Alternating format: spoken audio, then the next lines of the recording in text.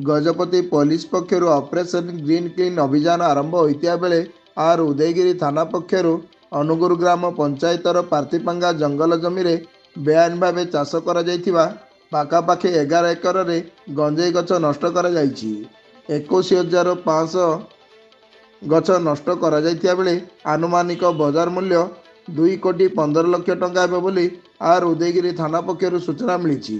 ଏହି ଚଢ଼ାଉରେ 3 platoon police अबकारी विभाग राजस्व विभाग और वन विभागर कर्मचारी मिलित चढ़ाऊ कर आगामी दिन में यह चढ़ाऊ जारी रही पुलिस पक्षर सूचना दी जाइछि।